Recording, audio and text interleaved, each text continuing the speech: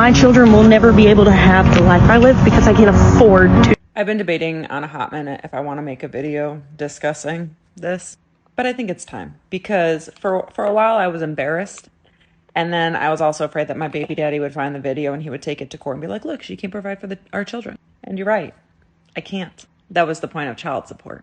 I recently applied for food stamps because I get paid weekly and sometimes I don't even make it paycheck to paycheck. My rent is $18.95. Then you got my utilities and you got my car note, you got my daycare. I spend $1,600 a month on daycare. When I add up my rent, my water, my electric, my phone bill, my car note, and my daycare, I spend over $4,200 a month just on those items. Notice how I didn't mention groceries or gas to get to work. Notice how I didn't mention school supplies or mention clothes for my growing children because I have 3 children under the age of 8. And I swear to God, my 8-year-old, I just bought her a whole bunch of clothes and they already don't fit her. Literally bought them like 2 months ago. My kids eat on average $300 to $400 worth of groceries, which is only about 30 items from the grocery store. And as much as I hate to admit it, we've had to resource to a lot of frozen food, canned food, and processed food that's not healthy for any of us, but I can't afford the fresh fruit and the yogurts and the fresh meats and all of that fun stuff. I recently applied for food stamps and I was denied. I was told I make too much money. When I looked it up, for a family of 4 in the state of Tennessee, if you make more than $3,006 a month, you're just living the dream. $3,000. I just told you my rent is $18.95 and my daycare is $1,600. But $3,000 is more than enough to live. You should be doing better. What are you doing with your money, Catherine? I don't even want to get onto the agenda of the fact that in America, at least, I can't speak for other countries, their agenda has literally been to separate the families. If you look back throughout the years, it has just constantly been, okay, well, we're going to give you food stamps because you're a single mom. We're going to give you cash assistance. We're going to give you this. We're going to give you more taxes. We're going to do this. We're going to do that. We're going to throw money at you. More so if you're a single parent, so that the families that were together were stressed out and they were fighting all the time because they were always stressed out over money. We're not going to get on that topic. But it's a joke. I make a good amount of money if you go back like 3-4 years ago. I was living the dream off of what I was making then, and I was making a lot less. I used to be able to survive with 3 children and $40,000 income. Not anymore. I make way more than $40,000 a year, and I still can't fucking afford my family. I've done everything right. I've worked my ass off. I've made a good name for myself in the industry that I do. And I make a pretty penny. But it's not enough to survive. Not even barely. That's the problem with America. We're allowing them to tear us apart and fight against gender and racism while they watch us starve to death on the streets. Welcome to another episode of Dumb Stuff People Say and Do. My children and I are in the process of working out getting their basic needs met by their father. Right now my children come to me without underwear, and when I ask them why, they say that it's either too small or their dad's not providing it. So my daughter is going through puberty and she's asked for some bras, and I provided them for my house, and she says that her dad is not providing it for her. And so when I mentioned it to him, his response was that I need to give him a good list of reasons to convince him it's important to provide a bra for her.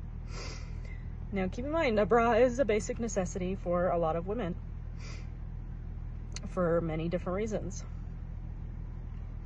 And my son has been coming commando, and he says it's because the underwear at Dad's house no longer fits him. And so I mentioned that to Dad, that he's been showing up commando, and Dad's response to me was that I am checking his genitals upon transition, every transition. He is sexualizing my son and trying to make me look like I'm a pedophile, when all I'm doing is fighting for my kids' basic needs and rights. I don't respond. I let the conversation go. I have now hired a lawyer to help fight for my kids' basic needs. So that's one dumb thing. The other dumb thing is that I simply screenshotted his response to my concerns about my children's basic needs being met. And I shared it with who I thought was a friend.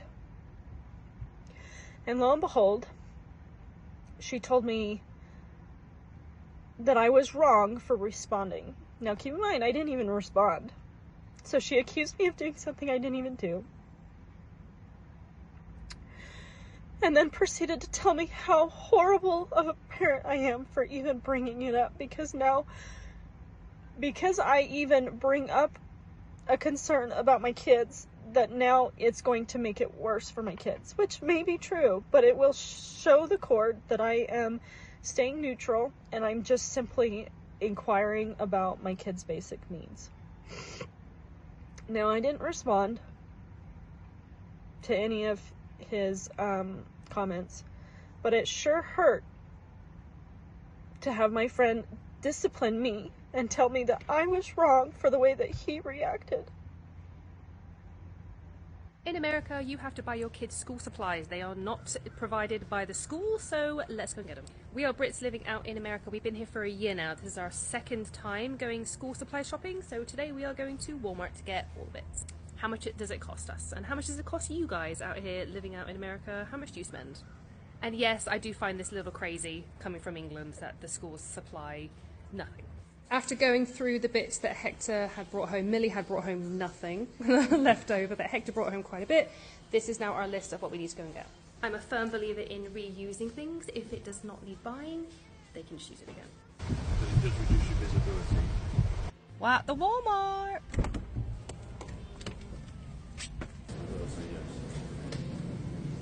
Here we are. One of these. Red pen each. They need one of these each. So Millie needs 4 glue sticks. I already have one at home, so that's her 4. Hector needs 2 large ones, but 3 will do. One of these for Millie. Hector has 2 at home already.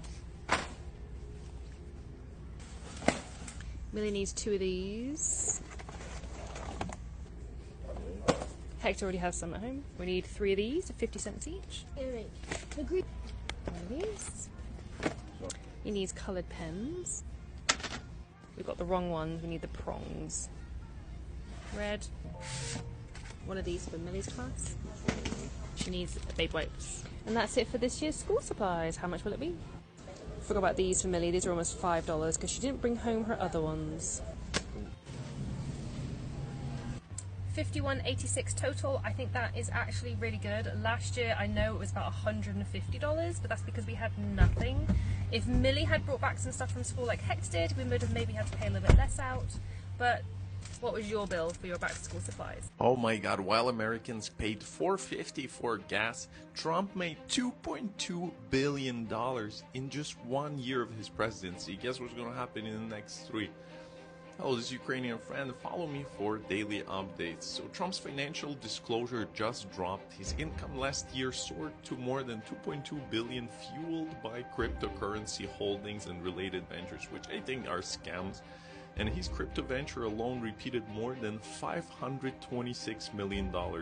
His Trump meme coin generated $635 million in royalties, while everyone else who invested in it lost money. And he also took a 20% stake in a mining deal in Kazakhstan alongside Commerce Secretary Howard Lutnick. And here is the detail that stopped me completely. The Trump meme coin has since crashed 95% from its inauguration week launch, destroying billions for the small investors who bought in. He made $635 million, his supporters lost billions. Even the Wall Street Journal's editorial board, not exactly a liberal publication, said Trump is, I'm quoting, cashing in on a presidency, and called it an unseemly display of using the presidency for family profit. Senator Adam Schiff said it directly. In the first year of his presidency, Trump made more money than in the rest of his life combined. Meanwhile, most Americans worked hard just to break even. In Trump's response to this, Everybody's profiting, he said, pointing to rising stock markets. Gas at $4.50, groceries are up 30%, Spirit Airlines are dead, and President just had his best financial year ever. Let me know what you think in the comments. Share this to spread the awareness. Follow me on YouTube and Substack. If you want to support my work, check out links in my bio. See you in the next one. If America's so terrible, why do the people that hate it even refuse to leave? Check this comment out.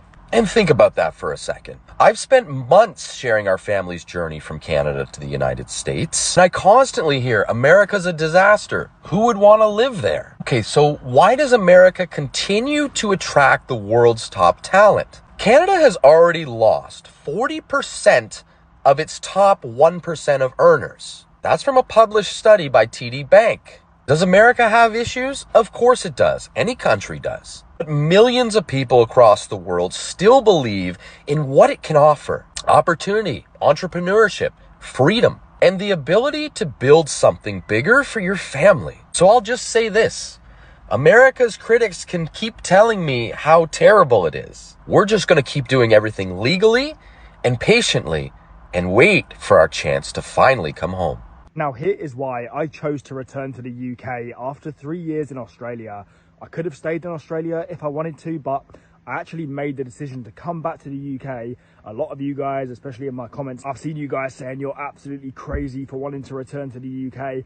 And to be honest, there was a point in Australia where I thought I would never return to the UK. Like, I loved Australia that much. I didn't actually think I'd return. But when you've actually been away for 3 years, you realize that whilst Australia is amazing, the weather's amazing, the lifestyle, the people, like, Australia is still an amazing country. After a while, that all becomes very, very normal. And you kind of get a little bit bored of going to the beach, especially in Australia where we'd seen pretty much the whole country.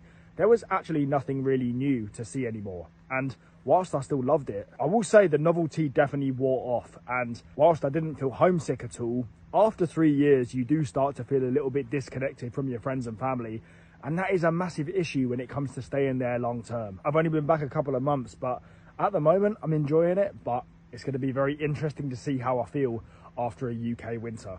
I keep seeing Europeans posting about things that surprise them in America, so I think I need to share a couple things that surprised me when I was in Europe. Starting off strong, there are no top sheets in Europe. Anywhere. At least anywhere that I've been. You guys don't use top sheets. And I don't like it. I always need a top sheet. It's necessary. It feels cleaner, everywhere. At a hotel, my house, I always need a top sheet. Also, the pickpocketing is huge in Europe.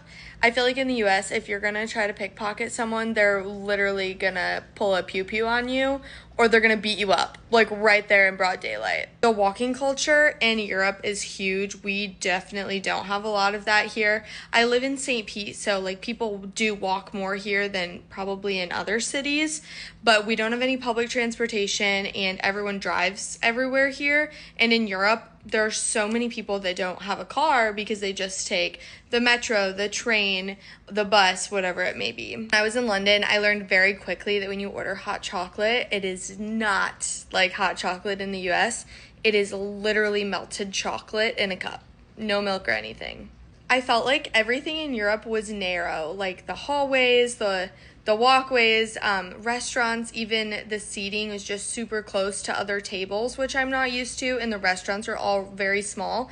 I think they're just expecting 100-pound people to walk through the door. Nobody over 110 pounds can fit through those doorways. If you need your server, I feel like you really have to flag them down in Europe, and they don't just check on you every 5-10 minutes. Also, electricity over there is so different. You cannot bring a blow dryer or a Dyson or other hair tools like that. You would literally trip the breaker, and there would be no electricity in your entire hotel if you do that. On the same note as electricity, every time I would leave my hotel, the electricity would shut off in my room, including the fridge and the AC. And I had medicine in my fridge, and I was like, oh, no. We've got to keep the electricity flowing to the fridge, please. Water is not free. I had to pay for it everywhere. At restaurants, water, it was not free. I just can't believe that. Last one I can think of right now is the water bottle caps in Portugal. When you would buy a plastic water bottle, the cap was actually attached to the water bottle. So figuring out how to drink that was a bit of a learning curve. If you've traveled to Europe before and you're an American, let me know what surprised you most. Trump's brain is just mush. This guy thought he had a conversation with Theodore Roosevelt. Oh, incredible. I even had a conversation with Theodore Roosevelt. I said, what did you think about the Panama Canal? Do you consider that your greatest achievement? How do you feel about the fact that the Democrats gave the Panama Canal away to Panama for $1? You know, he built the Panama Canal. Before Trump gave these remarks, he went to the Theodore Roosevelt Presidential Library in North Dakota and went into a replica of Teddy Roosevelt's White House office and watched a holographic presentation of Theodore Roosevelt. And Trump apparently thought he was really talking to Teddy Roosevelt. Guys, we are getting closer to the big, beautiful day. His mind is gone. If he truly thought he was talking to the Teddy Roosevelt, which was a hologram, we're in serious trouble here. But the good news is that big, beautiful day will be here at some point. Let me know what you guys think about this in the comments. Like, share, spread the word, follow along for more, and I'll see you back here for the 411. The future is here. The future has arrived, and I've got to admit, I'm not mad keen on it. Driverless cars are now a thing in London. So TfL, Transport for London, has granted the first licence for driverless cars, driverless taxis to be operational on the roads of London. As of this autumn, they are going to be trialled. My understanding is that initially, for safety grounds, although they are designated as a driverless car, they're going to have a driver in them. It doesn't make a lot of sense to me, but at least to monitor those cars. So the licence has been given to a company called Wave, W-A-I-V-E, I think it is, Wave.ai, which is a company in partnership with Uber to place driverless taxis and driverless cars on the streets of London. As I say, there's going to be a trial process during the autumn of this year, and if that goes well, presumably they will become prevalent on the roads as of next year. What are your thoughts? What are your thoughts on driverless cars? What are your thoughts on the safety of driverless cars? What are your thoughts on the societal impact of driverless cars? Because ultimately, if this takes hold, which it will, because all the companies operating them, one of their biggest costs is manpower, is paying the drivers, is insuring the drivers. If you have driverless cars, it does away with that cost. It does away with people not turning out for work. It does away with people who phone in sick. It does away with people that maybe misbehave. So from their point of view, from the company's point of view, it makes perfect sense. From society's point of view, maybe not so much, because it creates unemployment. It will drive up unemployment. What's it going to do ultimately to the black cab trade in London? What's it going to do, generally speaking, to the ability to own and drive your own car? Because you can bet your bottom dollar, let's fast forward 10 years, 15 years. They will cite safety concerns as the reason why you can now no longer have driven cars on the roads. It'll all have to be driverless. We know that's coming. We know that's what's going to happen. So it's going to have a massive impact on society. It's going to have a massive impact on how we live our lives. It's going to have a massive impact on your enjoyment and ability to own and drive your own car. Now, that's not going to happen tomorrow. It's not going to happen next year. It's probably not going to happen in the next 3 to 5 years, but it will happen. And what about interaction with real people? What about getting in the cab and saying, hello, mate, how's your day been? You been busy? What time did you finish?